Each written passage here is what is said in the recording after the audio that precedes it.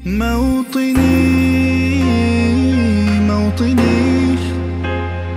الجلال والجمال والسناء والبهاء في رباك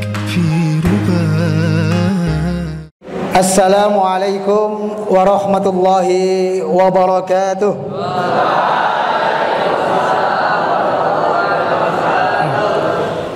Alhamdulillahilladzi bini'matihi tatimmus shalihat wa bifadlihi tatanazzalul khairat wal barakat wa bitaufiqihi tatahaqqaqul maqasid wal ghayat.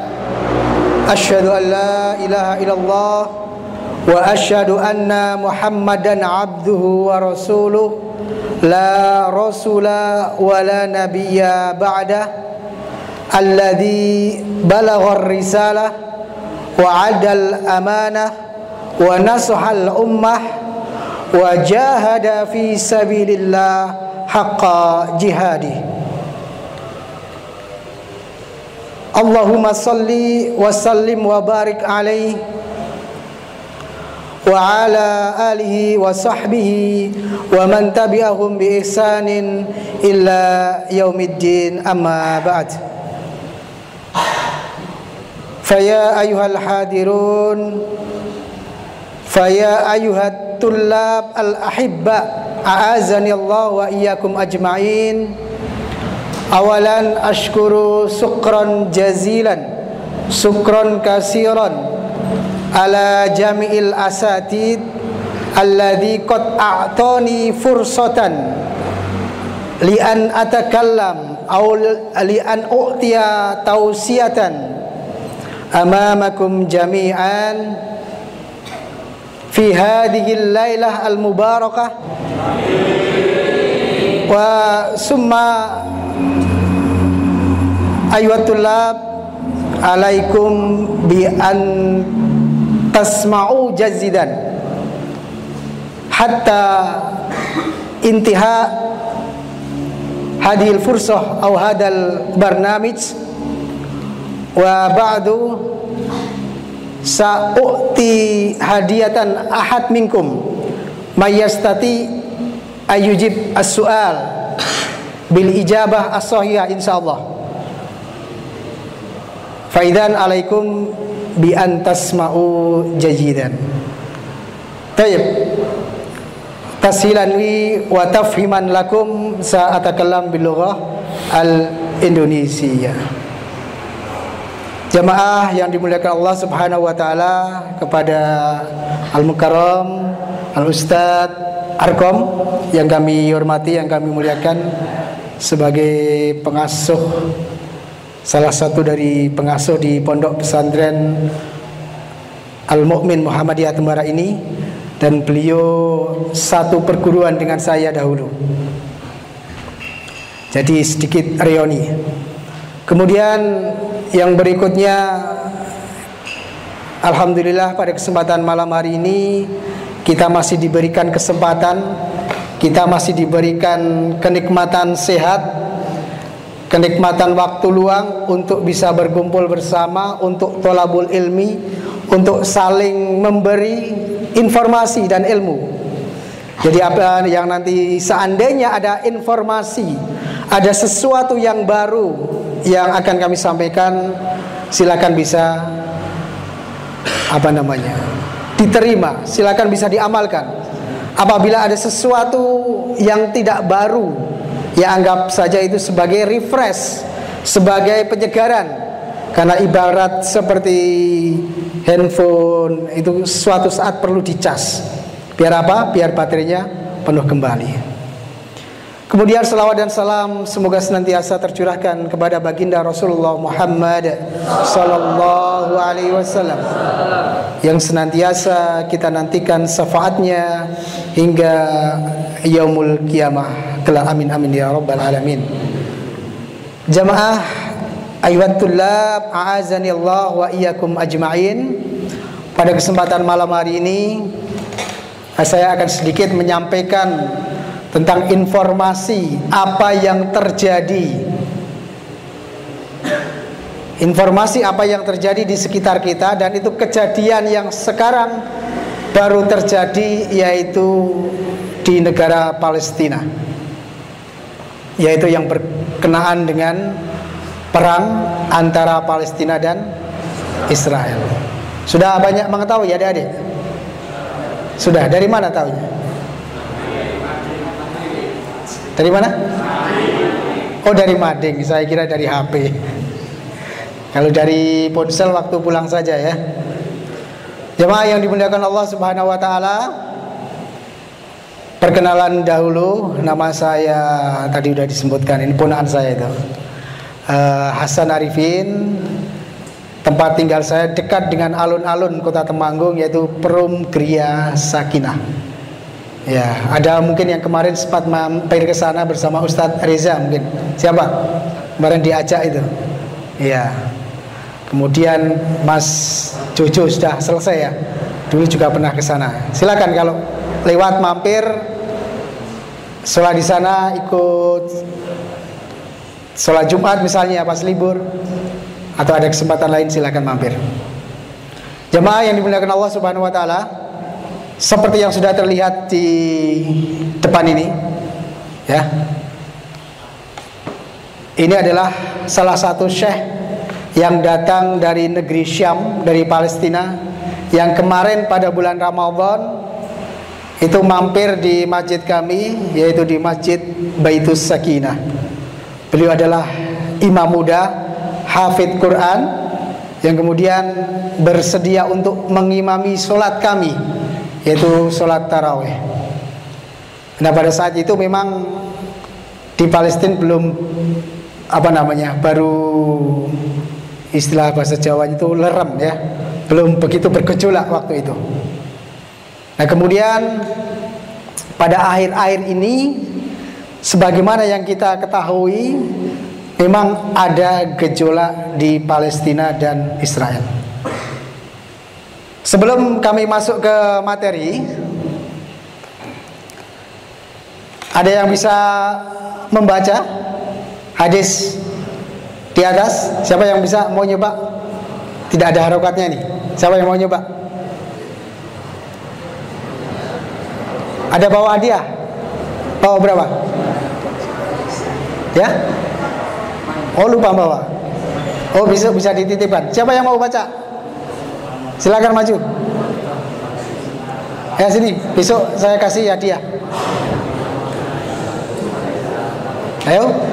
Siapa berani baca?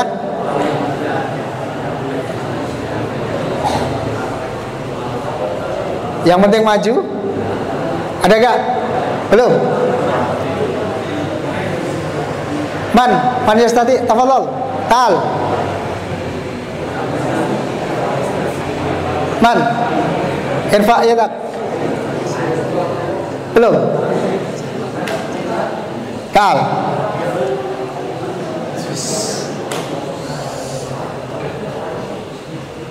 Tal.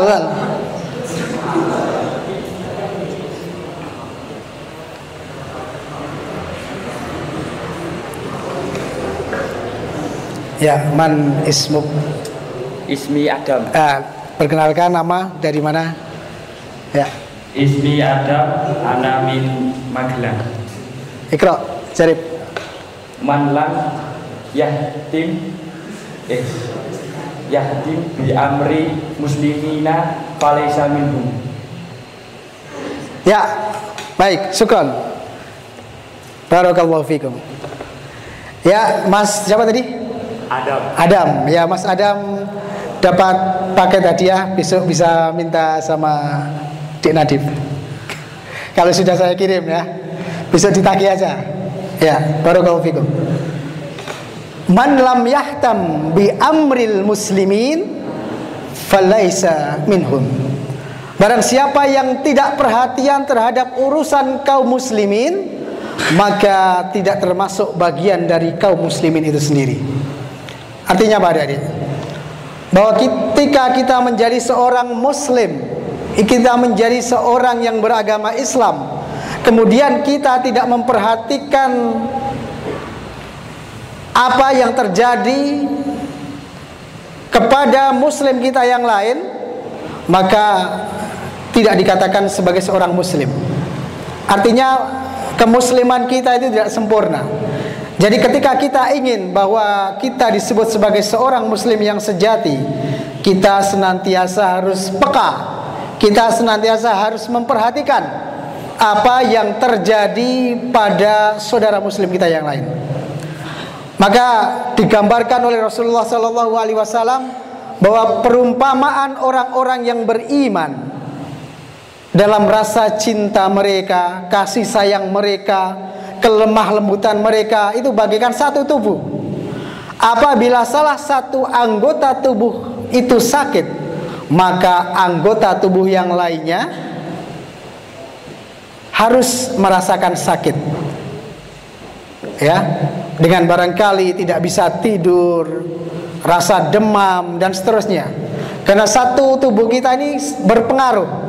Jadi bayangkan apabila adik-adik ini sakit gigi, ya, pasti yang sakit tidak hanya giginya. Seluruh badan merasakan panas dan demam. Tapi yang jelas yang sakit aslinya bukan giginya ya, tapi gusinya ya. Kemudian apa yang terjadi akhir-akhir ini? Yang sana kelihatan nggak? Kelihatan ya? Ya, sambil ngintip kalau nggak kelihatan ya. Apa-apa yang terjadi pada akhir-akhir ini di negeri para nabi, di negeri Al-Imam Asy-Syafi'i dilahirkan. Imam Syafi'i lahirnya di mana? Di Gaza, Palestina. Informasi terakhir yang kami dapatkan bahwa yang meninggal tidak kurang dari 10.000 jiwa. Yang luka-luka 28.000 jiwa. Yang hilang. Hilang itu artinya apa? Bisa tertimbun pasir, bisa mungkin kena bom, kemudian tidak terdeteksi dan lain sebagainya. Ini sekitar 2.000 sekian. Kemudian masjid hancur, gereja hancur, penampungan bantuan bahkan dihancurkan oleh Zionis Israel. Kemudian warga pernah disuruh untuk mengungsi, diberi waktu, tetapi sebelum waktu habis dibombardir di perjalanan, boom, akhirnya meninggal. Kemudian ada bom fosfor yang dilarang. Jadi bom itu dilarang secara internasional, tetapi itu dilakukan oleh Israel, yang menyebabkan ketika orang itu mencium baunya pasti akan dengan cepat segera sakit dan meninggal. Kemudian di sana air listrik diputus, bahkan seakan-akan menjadi penjara terbesar di dunia, karena tidak bisa kemana-mana dan tidak bisa mendapatkan fasilitas serta makanan yang maksimal. Kemudian saat ini seorang perempuan yang sudah dewasa ini setiap hari itu makan namanya pil, obat anti haid, biar tidak datang bulan. Kenapa? Karena pembalutnya itu sudah habis. Bisa membayangkan seperti itu.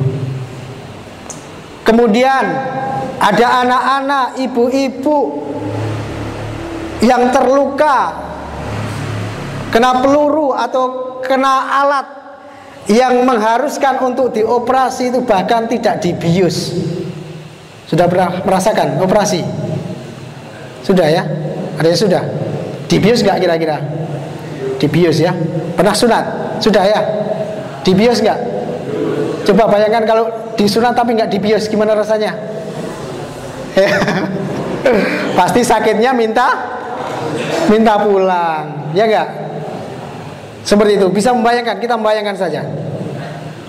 Kemudian ada wanita hamil beserta anaknya di dalam kandungan. Tapi ada juga wanita yang hamil kemudian dideteksi di dalam kandungan itu masih ada bayi yang hidup. Serentak langsung perutnya disobek, disesar, diambil anaknya. Anaknya dimasukkan ke dalam namanya mesin inkubator, dimasukkan ke dalam rumah sakit. Tapi apa yang terjadi? Rumah sakit ikut dibombardir. Kemudian wartawan perang yang seharusnya itu dilindungi bahkan ikut kena amukan Yahudi Israel. Keluarganya habis, tinggal dirinya sendiri, dan tinggal menghitung hari dia pasrah menunggu giliran meninggal.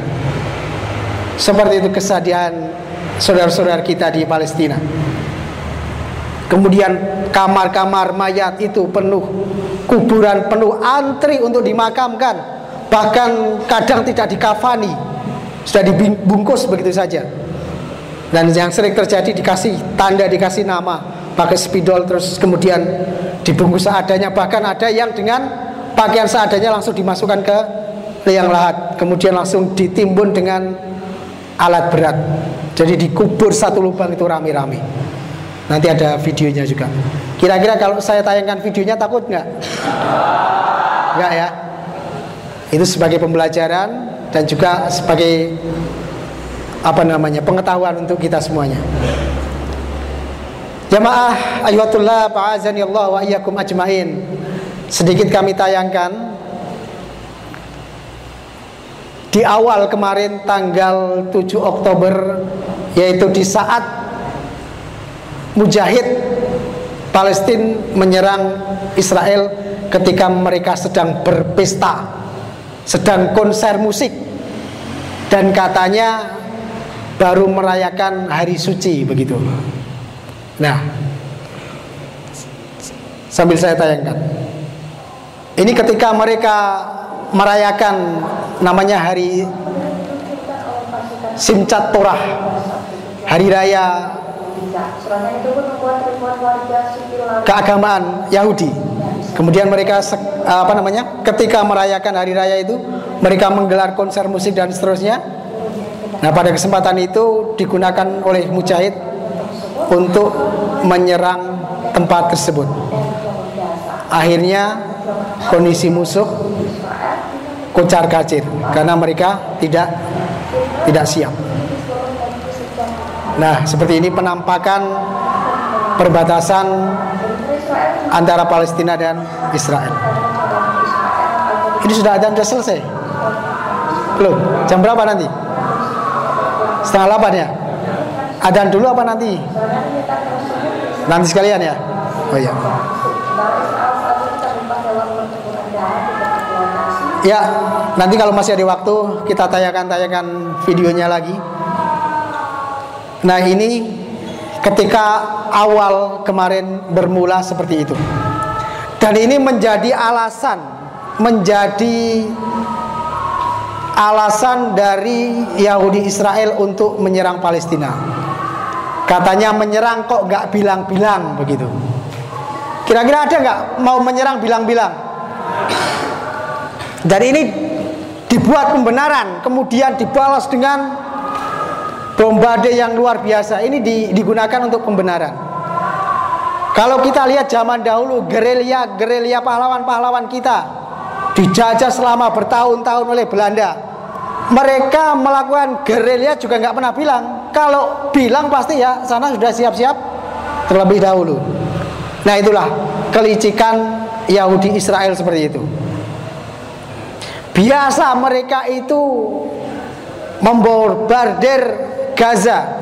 Biasa mereka setiap hari itu kadang berjaga-jaga di Masjidil Aqsa, kemudian masuk ke dalam masjid, kadang-kadang membawa binatang, kadang-kadang orang Islam yang sedang sholat diganggu, bahkan menembakkan senjatanya di Masjidil Aqsa. Ini sudah berjalan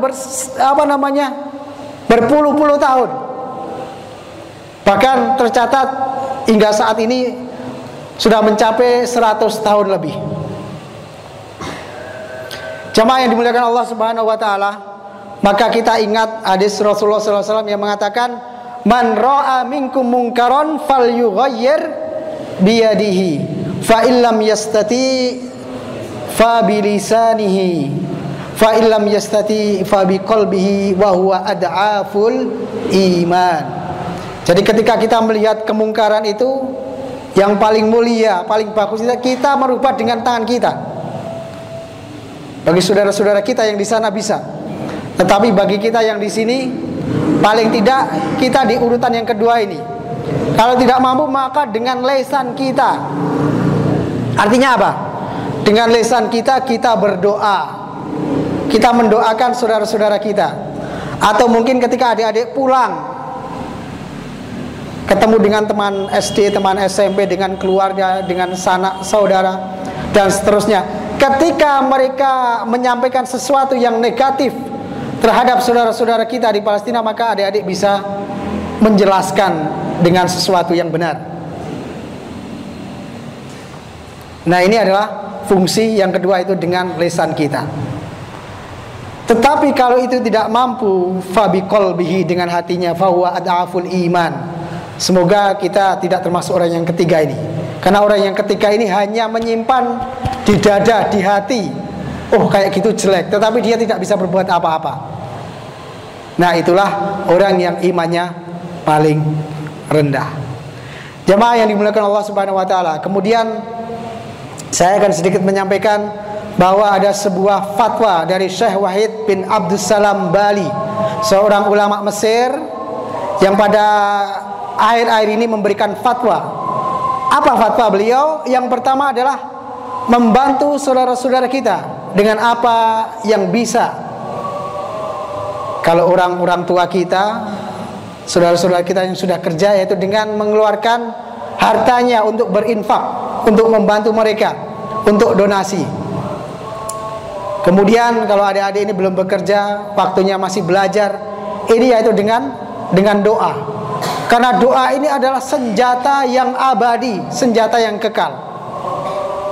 Kemudian yang berikutnya adalah menyampaikan berita sesuai dengan fakta. Kalau ada orang Islam kok sampai menyalahkan Palestina, ada orang Islam kok membela Israel, itu namanya kebangetan. Di mana hatinya? Di mana akalnya? Kemudian yang berikutnya memperjuangkan melalui media.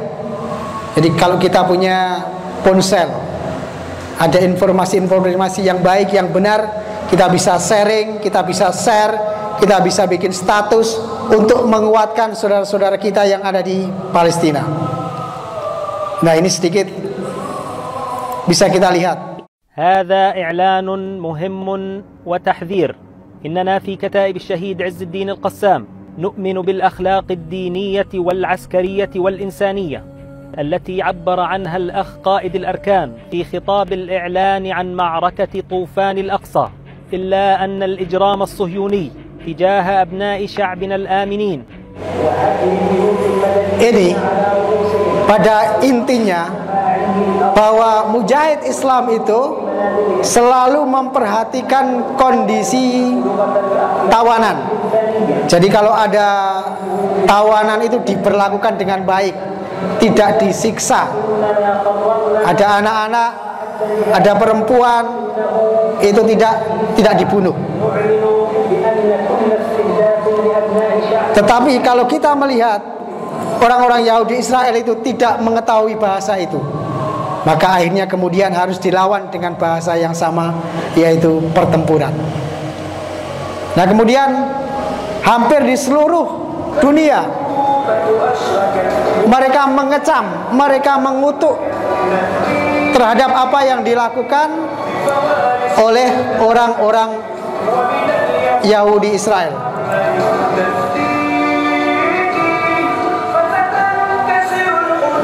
Ini dari berbagai dunia, baik itu negara-negara Muslim sampai negara-negara yang notabene-nya adalah bukan negara Muslim.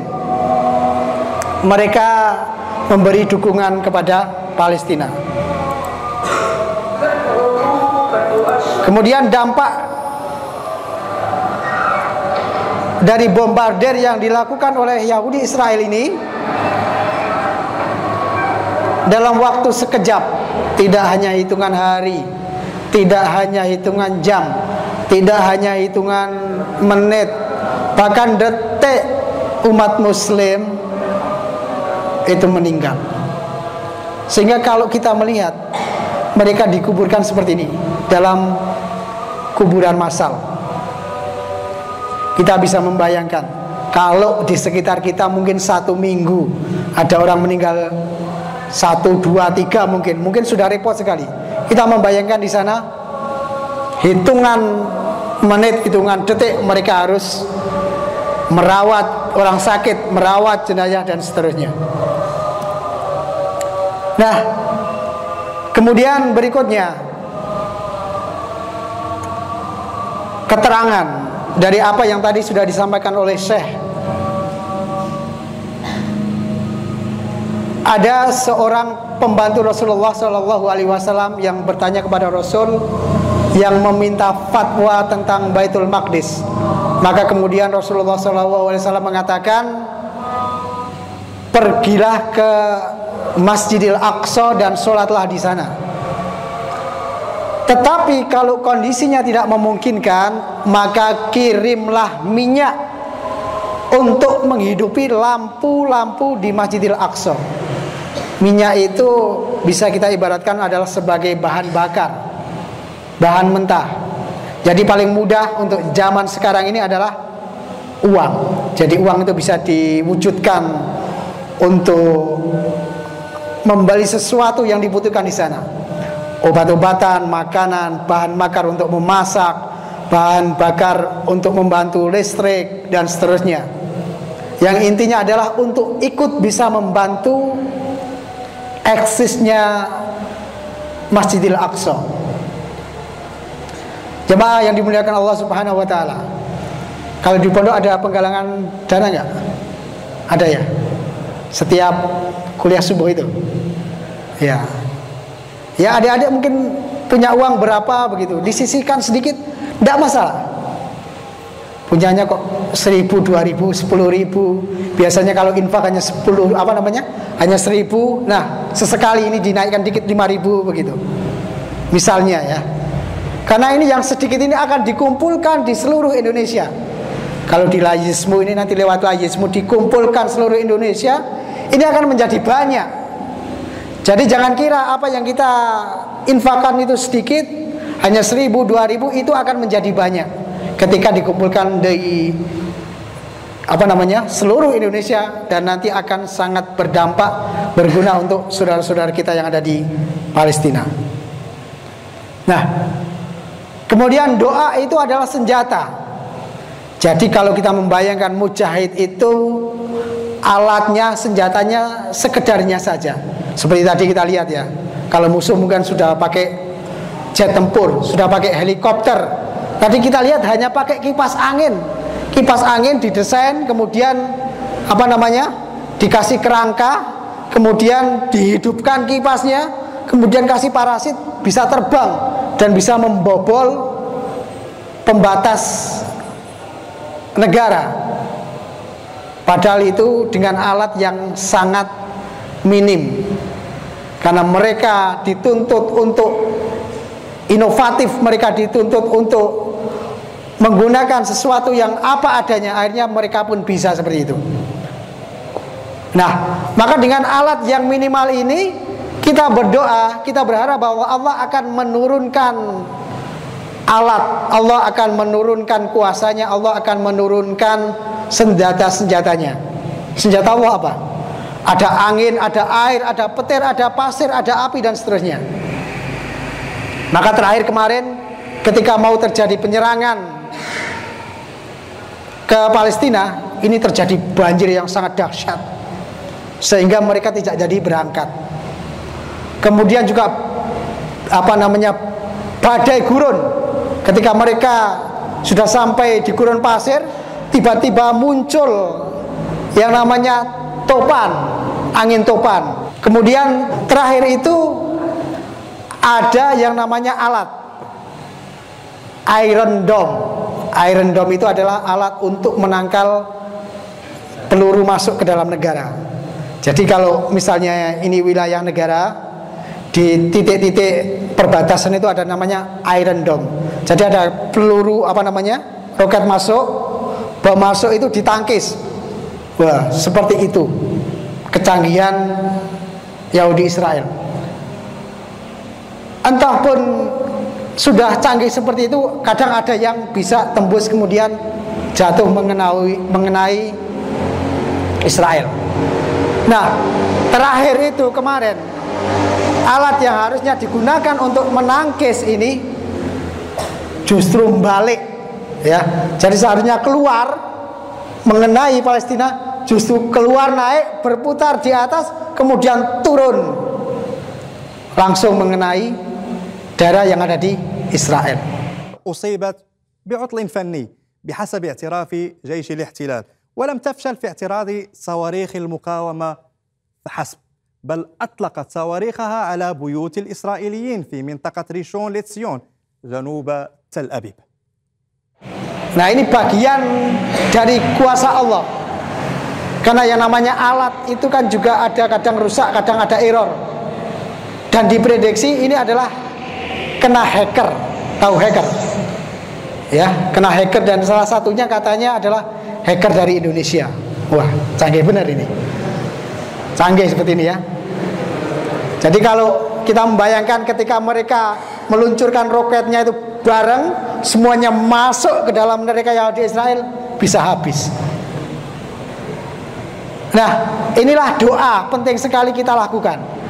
Dulu ketika Nabi Nuh umatnya membangkang, kemudian dihabisi dengan air bah. Ketika Nabi Lut dengan dahsyatnya angin, kemudian sampai mereka tertimbun pasir. Ketika Nabi Lut, mereka itu ada kaum yang namanya kaum Gai, suka lawan jenis. Akhirnya pun kemudian Allah turunkan azab berupa gempa bumi yang disertai dengan angin kencang dan hujan batu. Kemudian umat Nabi Syuaib berupa hawa yang sangat panas, sehingga itu mereka meninggal. Kemudian ketika zaman Nabi Musa, Fir'aun ditenggelamkan ke dalam Laut Merah. Nah, inilah tentara-tentara Allah yang tidak terlihat. Karena kasat mata pasukan muslim itu kalah, tetapi kekuasaan Allah itu lebih besar. Tinggal bagaimana kita berusaha semaksimal mungkin, kita berdoa dengan sebaik-baiknya. Adapun takdir Allah Subhanahu wa taala yang akan menentukan. Jamaah yang dimuliakan Allah Subhanahu wa taala. Dan tentunya kita dianjurkan untuk melakukan kunut nazilah. Sudah pernah dilaksanakan di sini, Ustaz?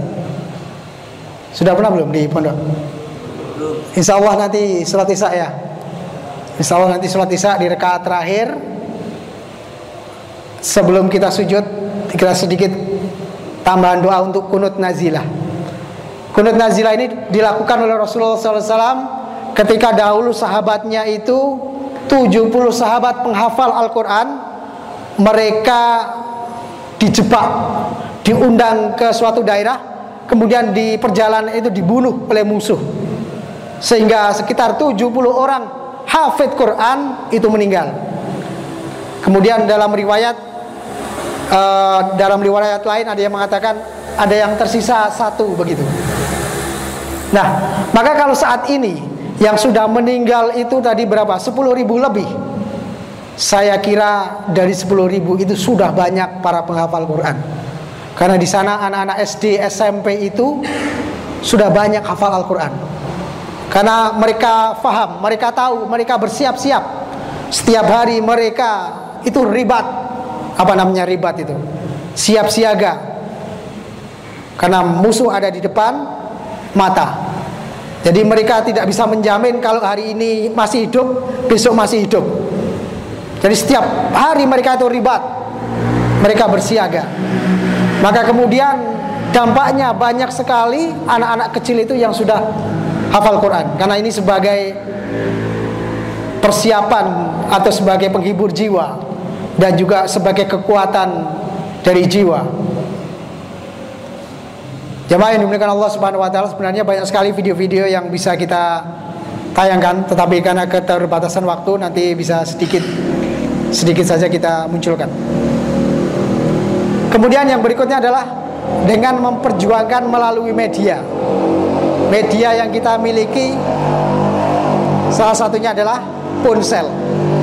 Jadi kalau kita misalnya sedang boleh menggunakan ponsel di rumah begitu ya, masih terjadi seperti ini, kita sharing kebenaran, kita posting kita update status yang membela saudara-saudara kita. Ini adalah sebuah kebaikan yang bisa kita lakukan untuk membantu mereka. Kemudian fakta sejarah, bahwa faktanya Palestina ini adalah milik orang Islam, karena ini menjadi rebutan.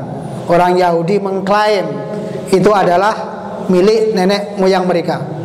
Padahal fakta sejarah, sebelum Bani Israel masuk, daerah itu sudah dihuni oleh suku-suku Arab sejak beribu-ribu tahun lamanya.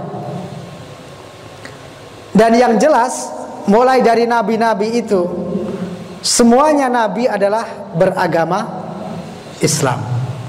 Nabi Ibrahim yang datang dari Babilonia, dari Irak, kemudian pergi ke Palestina, kemudian menikah, kemudian dikaruniai putra dua, yaitu Ismail, yang kemudian membangun Masjidil Haram. Kemudian putra yang satunya adalah Ishak, yang kemudian Nabi Ishak ini mempunyai putra, yaitu Yakub alaihissalam. Nah, ini nama lain dari Yakub adalah Israel. Jadi anaknya Nabi Yakub ini disebut dengan Bani Israel. Jangan sampai di sini dulu, nanti ada keterangan yang lebih lanjut. Jadi ibaratnya kalau kita gambarkan silsilahnya seperti ini. Dari Nabi Ibrahim ini, beliau mempunyai putra Nabi Ismail, yang kemudian nantinya masih jauh perjalanannya, itu kemudian melahirkan Nabi Muhammad Sallallahu Alaihi Wasallam. Sedangkan dari Nabi Ishak mempunyai anak Nabi Yakub, kemudian mempunyai anak 12 yang disebut dengan Bani Israel. Kita lanjutkan, bahwa agama yang dianut oleh nabi-nabi adalah jelas semuanya adalah agama Islam. Ya, dikatakan dalam Al-Quran, wa wassa biha Ibrahim banihi wa Yaqub ya baniya innallaha astafa lakumuddin fala tamutunna illa wa antum muslimun. Dan Ibrahim telah mewasiatkan ucapan itu kepada anak-anaknya. Demikian pula Yakub kemudian berkata, wahai anak-anakku, sesungguhnya Allah telah memilih agama ini bagi kalian, maka jangan kalian itu meninggal kecuali dalam agama Islam. Artinya apa? Agama Nabi Ibrahim, agama Nabi Yakub ini adalah agama Islam. Kemudian kadang orang yang membela Israel itu mereka membantah, buktinya mana, prasastinya mana. Nah, ini adalah bukti, ini adalah perkataan Allah Subhanahu wa taala dalam Al-Quran. Dan Al-Quran itu adalah asli, original. Tidak pernah ada pengurangan kalimat, tidak pernah ada pengulangan kata, tidak pernah ada pengurangan isinya, kemudian juga tidak ada penambahannya. Nah, kemudian lahirnya dari agama Yahudi kemudian mau dijadikan sebuah negara ini adalah karena adanya seorang tokoh dari Austria, namanya adalah siapa namanya? Theodor Herzl, agak susah namanya. Ini disebut dengan Bapak Yahudi karena berinisiatif untuk mengumpulkan orang-orang Yahudi kemudian mendirikan sebuah negara. Dan sebenarnya Yahudi itu sendiri dinisbatkan dari salah satu anak Nabi Yakub yang namanya Yehuda, ya, yang kemudian mendirikan kerajaan Yehuda atau Yudea. Nah, yang perlu diingat ini, lu kok bisa anaknya Nabi kok bisa menjadi seperti itu? Ya bisa. Karena Allah Subhanahu wa taala berfirman, "Wa basarnahu bi Ishaq nabiyyan minas solihin wa barakna alaihi ala Ishaq wa min dzurriyyatihima muhsinun wa zalimun li nafsihi mubin." Yang maksudnya bahwa Nabi Ishaq itu akan diturunkan dan termasuk orang yang soleh. Kemudian Nabi Ishaq itu mempunyai cucu, artinya adalah anak Nabi Yakub. Sebagian ada yang beriman, sebagian ada yang dolim. Nah, jadi di sini kuncinya. Jadi Bani Israel, putra dari Nabi Yakub itu, sebagian ada yang dolim, sebagian ada yang soleh. Dan yang soleh itu adalah Nabiullah Yusuf alaihissalam. Kemudian saudara-saudaranya yang lain dipimpin oleh Yehuda. Ketika Nabi Yusuf itu masih kecil, itu sudah muncul niat jahat untuk membunuh Nabi Yusuf yang dimasukkan ke dalam sumur. Ini yang jahat Yehuda. Kemudian membujuk Benyamin, membujuk saudara-saudara yang lain untuk mencelakai Nabi Yusuf, dimasukkan ke dalam sumur. Nah, ini adalah bibit-bibit kejahatan Bani Israel.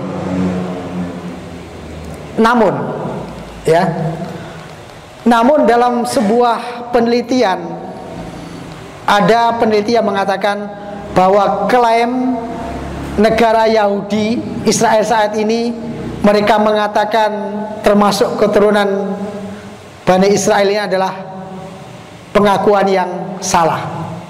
Karena apa? Karena mereka dulu ketika berdiam diri di Palestina, kemudian ada penjajahan Romawi, mereka itu kemudian menyebar ke seluruh dunia. Mereka tidak karuan, pergi ke seluruh dunia. Kemudian yang perempuan, yang laki-laki itu menikah dengan penduduk-penduduk di negaranya masing-masing, sehingga keturunannya itu tidak terjaga. Maka yang terjadi saat ini di negara Israel ini bukanlah murni dari keturunan Bani Israel. Bani Israel ini menurut penelitian.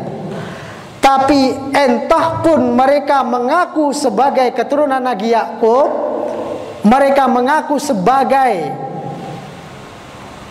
keturunan dari Nabi Yakub, kalau tidak beriman apalah guna? Tidak ada gunanya. Inna akramakum indallahi atqakum. Jadi saya cerita sedikit. Dulu Bani Israel ini ketika Nabi Musa, mereka hidup di Mesir, kemudian mendapatkan perlakuan yang tidak baik dari Raja Fir'aun. Jadi aslinya, awalnya Nabi Yusuf itu berkuasa di Mesir. Kemudian saudaranya yang tadi sempat mencelakai itu, mereka pindah semuanya bersama Nabi Yakub ke Mesir. Kemudian dilindungi, kemudian mereka hidup dengan nyaman, mereka hidup dengan tentram. Tetapi begitu Nabi Yusuf meninggal, kemudian tibalah Raja Fir'aun berkuasa, Bani Israel ini dizalimi, Bani Israel ini diperbudak, sehingga mereka diajak oleh Nabi Musa untuk hijrah ke Palestina. Maka pada suatu malam mereka lewat pada sebuah lautan, kemudian lautan itu bisa membelah menjadi dua, sehingga mereka bisa berjalan melalui lautan tersebut. Ini mereka melihat dengan mata kepala sendiri. Tetapi ketika diajak untuk berislam, untuk percaya kepada Musa, untuk menyembah Allah, mereka tidak mau. Padahal mereka sudah melihat dengan mata kepala sendiri bahwa Nabi Musa itu mempunyai kekuatan, tapi mereka masih ingkar. Kemudian setelah itu mereka meminta dibuatkan patung oleh Nabi Musa, walaupun kemudian Nabi Musa kemudian tidak memenuhinya, karena ini akan berbuat syirik.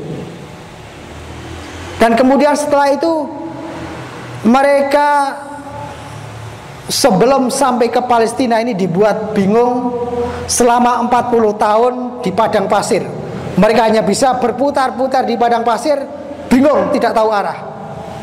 Maka kemudian Nabi Musa berdoa, kemudian mereka diberikan kenyamanan dengan didatangkannya awan, dilindungi awan sehingga tidak kena panas, tidak kena panas dari bawah, dari atas. Mereka sedikit lega. Kemudian diberikan makanan yang namanya manna wassalwa. Manna itu seperti madu. Ada yang mengatakan, tafsirnya mengatakan ada seperti air yang ada di daunan, seperti embun. Kemudian mereka bisa meminumnya. Kemudian belum puas lagi diturunkan salwa, manna wassalwa. Jadi diturunkan madu, kemudian diturunkan burung seperti burung puyuh. Ini untuk disantap, dimakan mereka. Jadi burung puyuh ini habitatnya ini takut sama hujan, takut sama petir, sehingga mereka berbondong-bondong menuju ke padang pasir, dan ini menjadi santapan bagi Bani Israel. Sudah diberi kenikmatan begitu, masih juga tetap kufur. Kemudian minta lagi kepada Nabi Musa. Akhirnya Nabi Musa memukulkan tongkatnya ke dalam batu, ke atas batu. Kemudian muncul mata air sampai 12 mata air. Dan itu setiap suku dari Bani Israel bisa mengambil dari mata air itu. Dan mereka juga masih tetap kufur. Bani Israel memang tipenya seperti itu. Bahkan ketika setelah Nabi Musa, Bani Israel itu pernah membunuh Nabi. Bahkan dalam sehari itu dikatakan pernah membunuh 70 Nabi. Jadi kalau zaman dulu membunuh 70 Nabi, sekarang mungkin membunuh 7.000 orang itu nggak terasa. Apalagi hanya orang biasa begitu. Itu begitu kejamnya Bani Israel. Kemudian Nabi Isa juga pernah mau dibunuh, tapi akhirnya kemudian Nabi Isa diselamatkan, diangkat ke atas langit. Kemudian yang disalib itu digantikan oleh yang namanya Yudas Iskariot. Kemudian Nabi Muhammad SAW juga pernah mau dibunuh, diundang ke daerah yang namanya Khaybar. Kemudian diberikan makanan daging, yang di situ dagingnya itu ada tulangnya. Kemudian dimakan oleh Nabi, tetapi tulang itu memberitahu Nabi bahwa itu sudah diberi racun. Kemudian oleh Nabi dimuntahkanlah daging tersebut, sehingga Nabi tidak jadi teracuni. Seperti itu kekejaman Bani Israel waktu itu. Dan masih banyak lagi contoh-contoh yang lain yang dilakukan oleh Bani Israel. Jamaah yang dimuliakan Allah Subhanahu wa ta'ala, jam berapa? Sampai jam berapa ini? 7:30 ya? Baik, kita lanjutkan. Masih ada sekitar 10 menit. Saya singkat saja. Kemudian orang Yahudi Israel ini, mereka mempunyai keyakinan merebut Palestina itu karena disebut sebagai tanah perjanjian. Katanya begitu. Padahal dijelaskan dalam Islam, yang namanya tanah yang dijanjikan itu hanya untuk orang-orang yang soleh. Walaqad katabna fiz zabur mim ba'di dzikri anal arda yarisuha ibadiyas solihun, bahwa tanah itu hanya akan diwariskan kepada hamba-hamba yang soleh. Kemudian yang kedua, ada yang mengatakan bahwa yang disebut dengan tanah perjanjian atau yang dijanjikan itu, yaitu dijanjikan kepada Bani Israel pada masa Nabi Musa.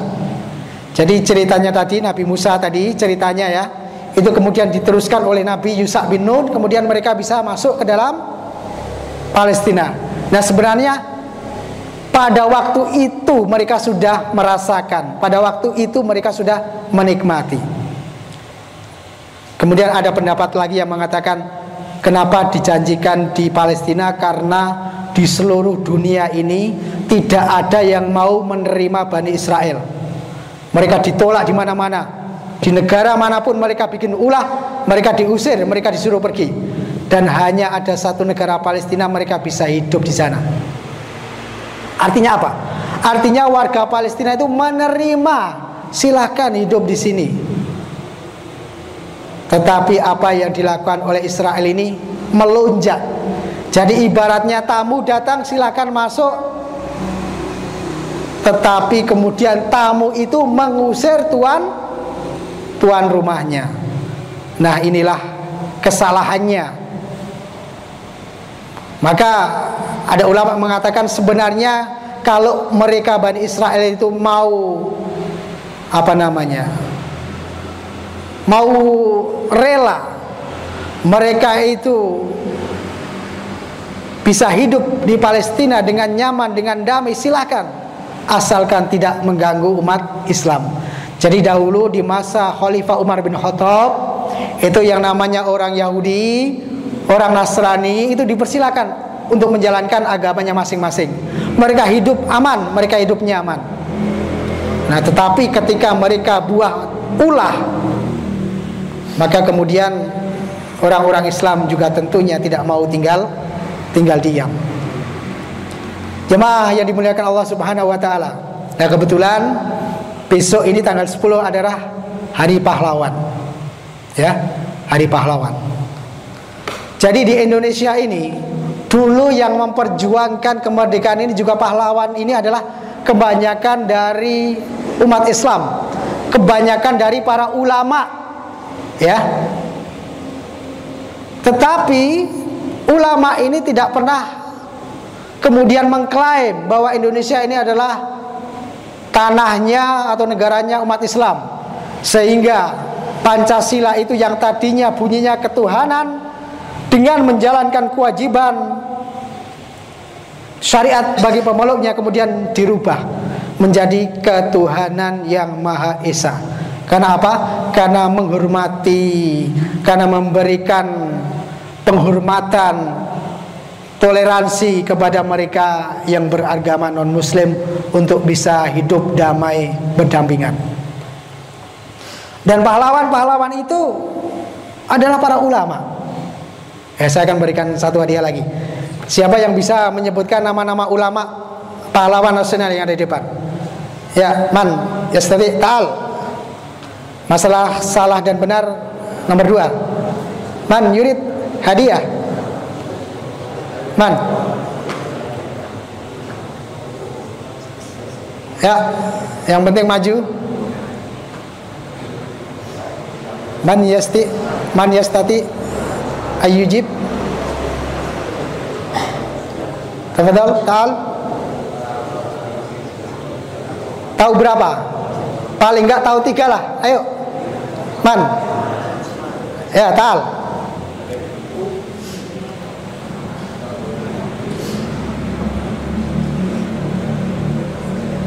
Sebutkan nama dan dari mana? Perkenalkan, nama saya Taufik Majafadir dari Wonosobo. Dari Wonosobo. Wonosobonya mana? Kalibeber.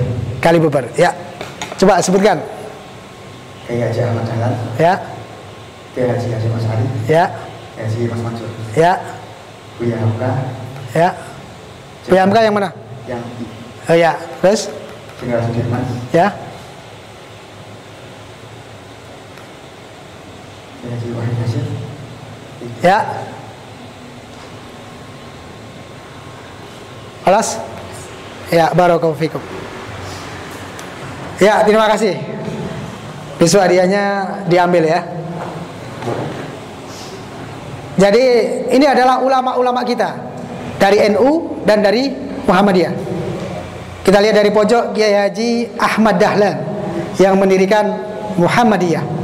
Sebelahnya Kiai Haji Hasyim Asy'ari yang mendirikan Nahdlatul Ulama. Kemudian sebelahnya Kiai Haji Mas Mansur. Ini adalah tokoh Muhammadiyah, pernah menjadi ketua PP Muhammadiyah. Sebelahnya adalah Kiai Haji Sam'un, adalah tokoh NU dari Banten. Kemudian bawahnya Jenderal Sudirman, ini adalah panglima dari Muhammadiyah. Kemudian Kiai Haji Zainal Mustafa, ini dari NU. Kemudian sebelahnya Buya Hamka dari Muhammadiyah.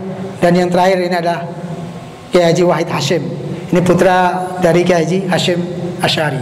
Dan masih banyak ulama-ulama Indonesia. Kali ini ada yang tahu gak? Ini tahu semua ya. Siapa?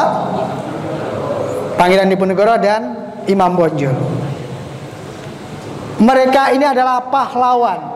Mereka ini memperjuangkan kemerdekaan Republik Indonesia, memperjuangkan tanah airnya dari penjajah. Apakah ini disebut teroris? Tentu saja bukan. Maka kalau ada orang yang mengira sekarang mujahid-mujahid yang ada di Palestina, mereka mempertahankan kemerdekaan, mereka mengusir penjajah di atas bumi mereka, dianggap teroris, maka itu salah sekali. Mereka adalah pejuang, mereka adalah pahlawan. Jemaah yang dimuliakan Allah Subhanahu wa taala. Sebenarnya tinggal sedikit ya, saya teruskan. Kalau warga Palestina itu mau, mereka sudah ditawari tanah. Di mana? Di Sinai. Tanahnya lebih luas. Dan negara Mesir serta negara-negara Timur Tengah lain siap untuk membuatkan rumah. Maka ada orang mengatakan, sudahlah, Palestina itu sudah dikuasai Israel, geser saja sedikit. Sudahlah, Palestina sudah takdir kalah, ditindas oleh Israel. Biarkan saja, kita tunggu Imam Mahdi datang. Apa begitu? Hidup mati, hidup mati, hidup mati, sambil menunggu Imam Mahdi dan tidak berusaha, maka di mana ototmu, di mana otakmu, di mana okolmu, dan di mana akalmu? Maka ternyata, dan ini realitanya, orang Palestina ini tidak mau geser, tidak mau pindah. Ya. Dan seandainya dahulu para pahlawan di Indonesia ini, para ulama, para mujahid, para sultan, mereka menyerah, mereka tidak mau berjuang melawan penjajah, maka tidak akan ada negara besar ini. Pilihan mereka adalah hidup atau mati. Kemudian saat ini orang-orang Palestina juga mengatakan, buat apa kami punya tempat tinggal kalau tidak bisa pulang ke Palestina?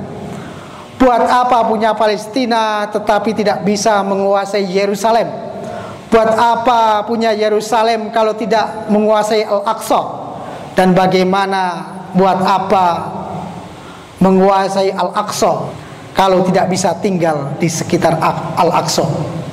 Jadi ini adalah yang menjadi penyemangat bagi mereka, dan itu adalah harga mati tidak bisa ditawar. Sehingga yang terjadi realitanya seperti yang kita lihat di sekitar sini. Orang Islam kalau mau beribadah di Masjidil Aqsa ini dibatasi oleh tentara-tentara Yahudi. Di sekitar masjid itu banyak tentara Yahudi yang suatu saat ketika ada sesuatu bentrok, umat Islam bisa dicelakai. Jemaah yang dimuliakan Allah Subhanahu wa taala, dan pemerintah Indonesia dengan tegas mengutuk agresi militer Israel. Bahkan kemudian, sedikit lagi ya, saya tuntaskan. Dulu hubungan Indonesia dengan Palestina ini sangatlah baik sekali.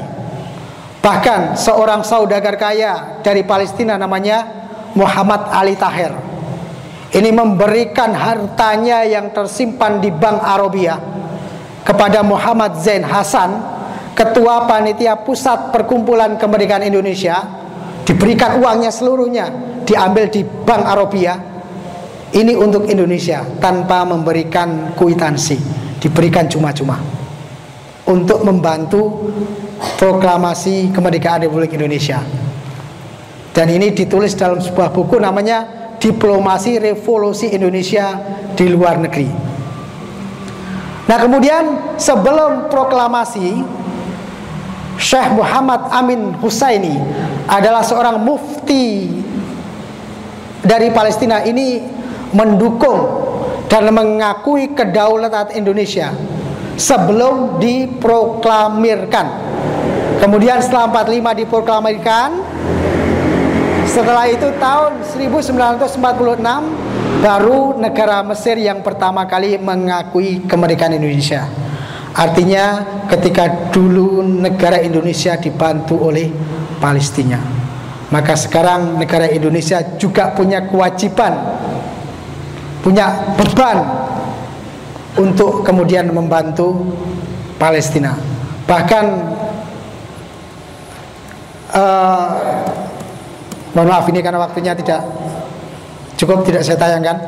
Bahkan Bung Karno pernah mengatakan, selama kemerdekaan bangsa Palestina belum diserahkan kepada orang-orang Palestina, maka selama itulah Indonesia berdiri menantang penjajahan Israel. Ini adalah ungkapan dari Bung Karno. Bung Karno adalah Presiden Indonesia yang pertama. Beliau adalah anggota Muhammadiyah. Jamaah yang dimuliakan Allah Subhanahu wa taala, saya tutup dengan sebuah hadis. Kalau ada pertanyaan, Ustadz, apakah Palestina akan menang? Apakah Palestina ini akan merdeka? Apakah Israel akan kalah? Ini adalah urusan Allah Subhanahu wa taala. Tetapi sebagai seorang muslim berjuang mempertahankan Islam, itu adalah sebuah kewajiban. Adapun setelah ini, entah itu umat Islam kemudian menang, kemudian suatu saat lagi kalah, kemudian menang, kalah, atau bahkan pada posisi dijajah terus, tetapi endingnya, finishnya, bahwa Palestina itu pasti menang, sepasti matahari terbit. Dan Israel, Yahudi, Zionis Israel itu pasti akan kalah, sepasti mentari akan tenggelam. Maka di akhir zaman akan datang Imam Mahdi dari keturunan Rasulullah SAW, dan akan turun juga Nabi Isa alaihissalam yang akan bersama-sama kemudian memerangi musuh Islam, memerangi orang-orang Yahudi. Bahkan apa yang ada di alam ini akan membantu pasukan muslim. Mereka akan berkata, wahai muslim, ini ada Yahudi di belakangku. Batu itu akan berbicara, tanah itu akan berbicara, dan barang-barang yang mati itu akan berbicara semuanya. Tetapi ada satu yang tidak berbicara melindungi Yahudi, namanya pohon Ghorqot. Seperti apa pohon Ghorqot? Bisa kita lihat seperti ini. Kalau kita lihat, ini memang bisa untuk tempat sembunyi. Ini dahulu di sana gersang, mulai ditanami, tapi sekarang di Israel itu sudah penuh dengan pohon Ghorqot. Jadi mereka sebenarnya memang ketakutan. Mereka ketakutan dengan hadis Nabi ini. Kemudian mereka rame-rame untuk menanam pohon Ghorqot. Tapi endingnya, akhirnya